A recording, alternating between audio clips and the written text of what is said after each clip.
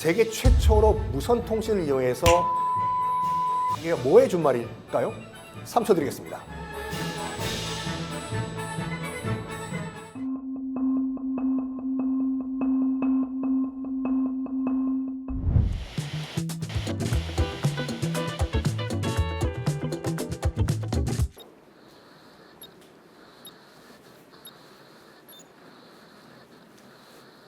네, 여러분 안녕하십니까. 역사 스토리텔러 썬킴 인사드리겠습니다.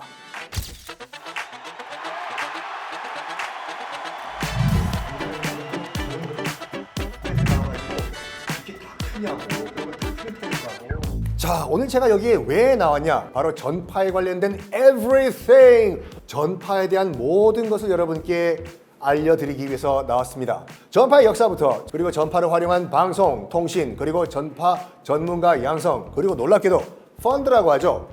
기금 관리까지 정말로 전파에 관련된 모든 것을 여러분께 알려드리겠습니다.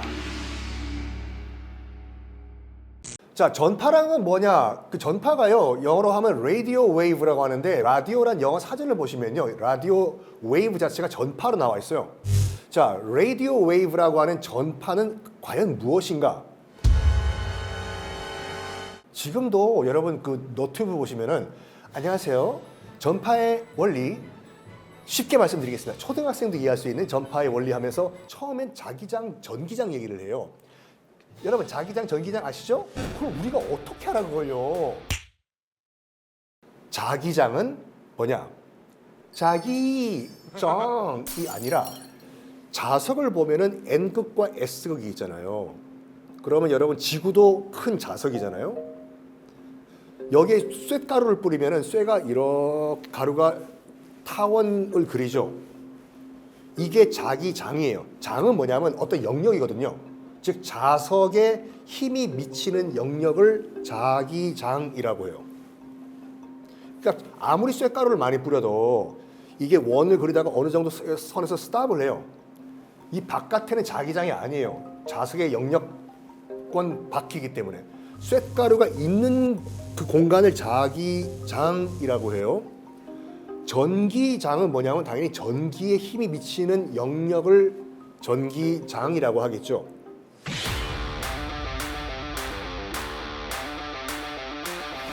이게 합쳐지면은 전파가 나온다고 이건데, 이거는 여러분들이 공부해 보세요. 여기 그것까지 하면 이거는 공대 클래스가 되어버리니까.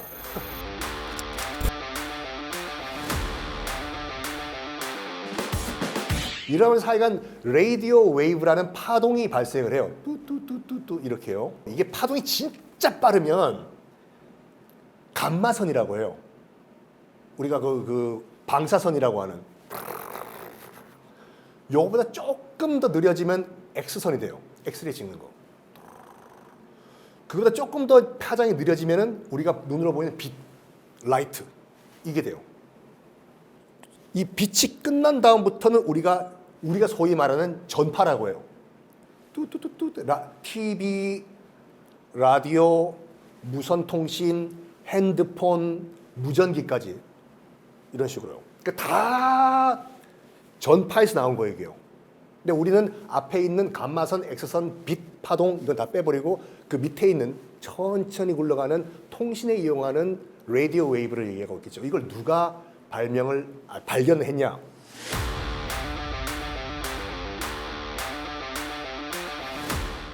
아까 말씀드린 같이 자기장과 전기장을 공부하다 보니까 이론적으로 이게 충돌을 해버리면 파장이 나올 수도 있다라는 걸 숫자로, 이론으로 뽑아냈어요, 이걸요. 실제 실험은 안 된 거예요. 근데 이거를 나중에 한 독일 과학자가 이 실험을 통해서 실증적으로 증명을 해냅니다. 그 과학자, 독일의 과학자 이름이 바로 하인리히 헤르츠예요.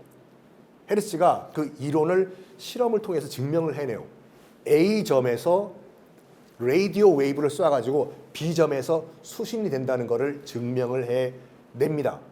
이 헤르츠라는 과학자의 공을 인정을 해가지고 이 파동을 우리가 소위 말하는 프리퀀시를 그 다음부터 헤르츠라고 불러요. 하여간 이걸 증명해내고 여러 가지 과정을 통해 가지고 이제 A점에서 B점으로 이제 이 파동 전파를 보내는 과정에서 이 전파를 변형을 시키면은 메시지를 전달할 수 있다라는 것도 증명을 해내요. 이러면서 이제 무선 통신이 이제 발전을 해 나가는데 패슨든이라는 미국의 한 과학자가 처음으로 이거를 메시지를 실어 가지고 대서양에 뿌려버려요. 그러니까 처음으로 메시지를 자기 집이 있던 동부 연안에서 대서양으로 뿌려버리는데, 그러니까 불특정 다수한테 뿌린 거죠. 뭘 뿌렸냐면은 일단은, 자, 여러분들이 세계 최초로 무선 통신을 이용해서 어떤 메시지를 전달을 한다. 그럼 뭘 보내겠습니까? 내가 누구다. 네? 내가 어떤 사람이다라는 거를 약간 과시하듯이 썼을 것 같아요. 낭만이 없으시네. 그 패슨틴이라는 사람은 처음에 뭐 했냐면요, 바이올린 연주였어요. 캐롤 부르고. 대서양에서 이 무선 통신을 처음으로 접한 선박들이 깜짝 놀랐다고 합니다. 이게 뭔 소리냐? 야, 지금 여기서 왜 바이올린 소리가 나? 그래서 몇몇 선박들의 기록에 따르면 사이렌이 등장한 걸로 착각을 했다고 해요. 우리 여기서 말하는 사이렌은 이 사이렌이 아니라 별다방에 머무는 그 바다의 여신이요. 배 잡아먹는 거예요. 큰일 났다. 우리 배는 여기서 끝인가 보. 이런 식으로. 자, 이렇게 이제 그 패슨든의 그 메시지를 전파를 통한 이 송신을 거쳐가지고 이제 마르코니라는 그 이탈리아의 과학자가 우리가 알고 있는 라디오를 이제 발전시켜 나갑니다. 라디오 웨이브를 이용한 메시지 전달 방법을 마르코니니까 자기 모국인 이탈리아에 이거를 특허를 출원을 하려고 했어요. 근데 이탈리아 정부에서는 헛소리하지 마라. 이거 뭔 삐삐비냐라고 해서 안 받아준 거예요. 야, 이거 괜찮은 아이디어인데 왜 우리 이탈리아 정부가 이걸 안 받아주지? 했거든요. 그때 마르코니의 엄마가, 야, 마르코니, 이탈리아에서 이걸 안 받아주니까 영국에 가가지고 네가 한번 이거를 특허를 내보는 것이 어떻게 했니? 했어요. 그래가지고 마르코니도, 아유, 야, 이탈리아는 참, 에이, 봐라! 하고 이제 영국에 건너가서 특허를 막 해내요. 그러면 궁금하시죠? 이탈리아에서는 이거를 무시를 했는데 왜 영국에서는 이거를 특허를 내줬을까요?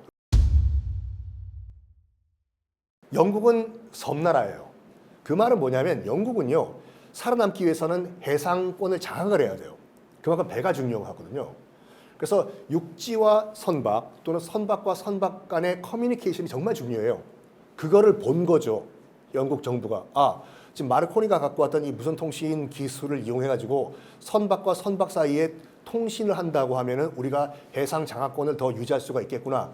라고 해서 마르코니가 이른바 상업적 목적의 라디오 웨이브 특허를 냅니다. 그러면서 이제 배와 배 사이에 이제 그 이른바 라디오 웨이브를 이용한 커뮤니케이션이 시작이 됐는데, 타이타닉이 1912년에 깔아앉았잖아요.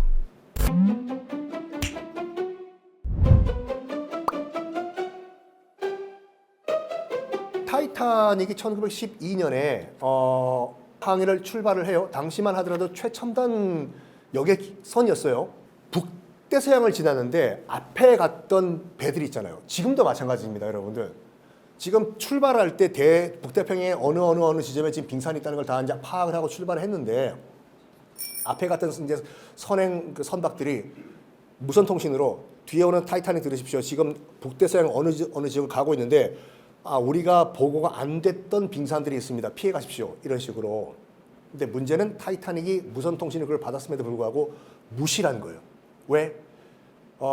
당시로선 최첨단 여객선이었고 그걸 자랑하기 위해서 뉴욕항에 조금이라도 빨리 도착하기 위해서 과속을 했어요. 과속을 했고 약간 뭐라고 할까, 그 자만을 한 거죠. 이 정도 크기의 여객선이면 웬만한 빙산은 그냥 박살내고 지나갈 수 있다라고. 근데 앞에 갔던 선박들은 계속 워닝. 우리가 생각했던 것보다 큰 빙산들이 앞에 있다. 타이타닉 지금 피해 가시라고. 무선 통신을 때렸음에도 불구하고 타이타닉은 그대로 직진하다가 우리가 알고 있는 영화 타이타닉이 됐고,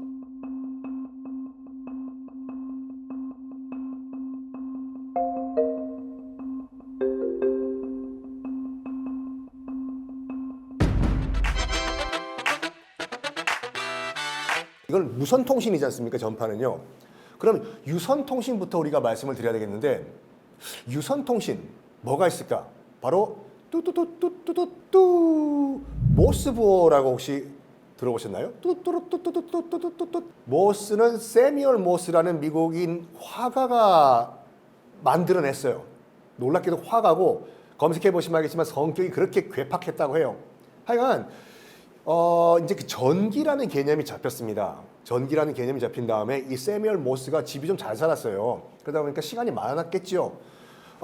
이 시간이 많은데 뭐 어떻게 소일할까 하다가 이 전기의 성질을 이용해 가지고 내가 한번 메시지를 전달하는 방법을 한번 만들어 볼까? 어떻게? 전류를요 길게 보내고 짧게 보내고 길게 보내고 짧게 보내고 이거 가지고 한번 신호를 만들어 보자가 된 거거든요. 예를 들어 가지고 뚜뚜뚜뚜뚜뚜 이렇게 긴 거 한 번, 짧은 거 두 번, 뚜뚜뚜 이거는 뭐 A로 한다든지 이런 식으로 약속을 하면은 그러니까 전류를 한 번 길게 보내고 짧게 보내고 길게 보내고 짧게 보내고 이러면 약속이 되어 있는 상태에서는 받는 측 입장에서 봤을 때는 부호표가 있으면 해독이 가능하잖아요. 그래가지고 모스 부호가 탄생을 했습니다. 여기까지는요 아직까지는 무선통신이 아니라 유선통신이에요. 뚜뚜뚜뚜뚜 대표적인 케이스가 예전에 그 베트남 전쟁 때 미군 병사 하나가 북베트남군에게 포로로 잡혔어요. 그런데 뭘 시켰냐면 북베트남군이 인터뷰를 강요하면서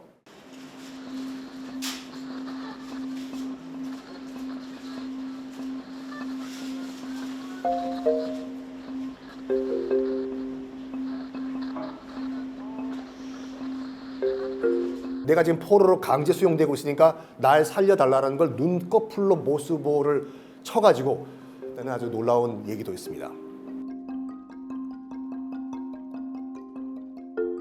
여기서 또 SOS를 저희가 말씀 안 드릴 수가 없는데 SOS가 재난 신호잖아요. 이게 뭐의 준말일까요? 3초 드리겠습니다.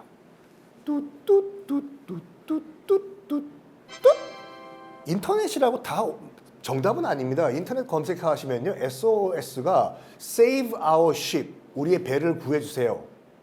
또는 Save Our Souls, 우리의 영혼을 구해주세요의 준말이다 라고 나와 있는데 아니고요.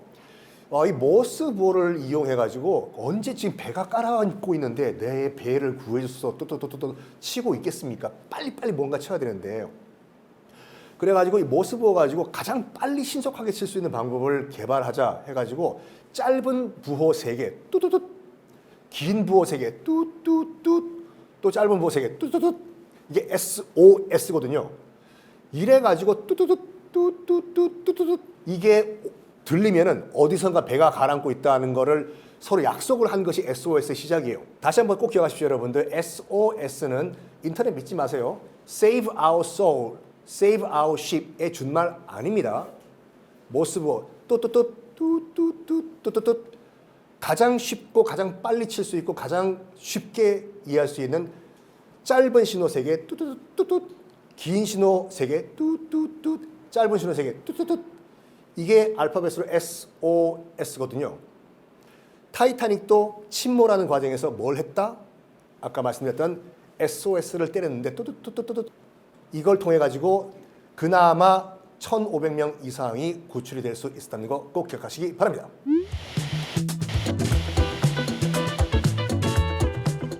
자, 여러분 여기서 긴급 퀴즈를 내드리겠습니다. 전파는 라디오 웨이브는 공공재일까요? 아닐까요?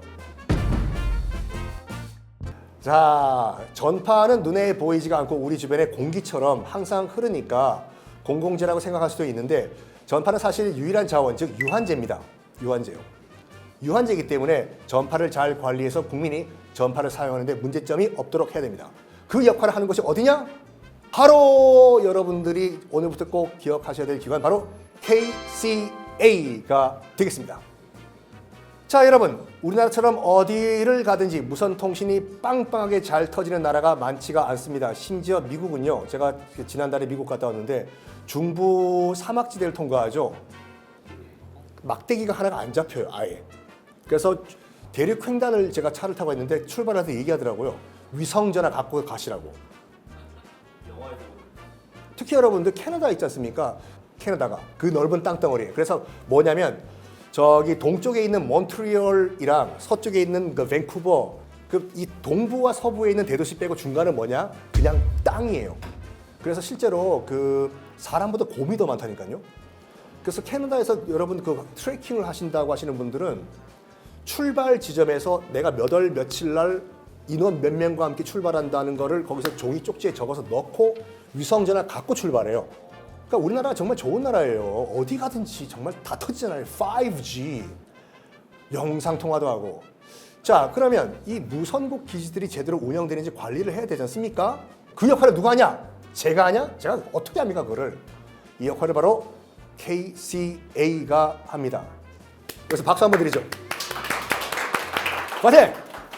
자, 이 무선국에서 취급하는 전파가 국제 기준과 국내 법령에 맞는지, 또 운영 인력들을 적합한 자격을 갖춘 인재들이 활용이 되고 있는지 어디서 관리한다? KCA가 관리 감독을 하니까 우리가 지금 전국 팔도 어디서든지 전화도 하고 인터넷도 하고 다 하는 겁니다. 그리고 여러분들 이 막 우리 주위에 전파가 뭐 이래저래 이제 흐른다면은 전자파가 우리한테 영향 주는 거 아니야? 어머, 우리 아기 이게 안 좋은 영향을 주는 것이 아니야? 이렇게 우려하시는 분도 많으시죠. KCA에서는요 전자파 측정기를 무상으로 대여를 하고 있습니다. 유상 아닙니다. 무상이에요. 대여 방법. 자, 여기서 여러분 흥미진진한 시간이 되었기를 기대하면서 전파사전 첫 번째 에피소드 전파의 역사 마치겠습니다. 어떻게 해요? 여러분 재밌었는지 모르겠습니다. 다음 에피소드에서는 더 재미난 전파 이야기로 여러분께 인사드리겠습니다. 감사합니다.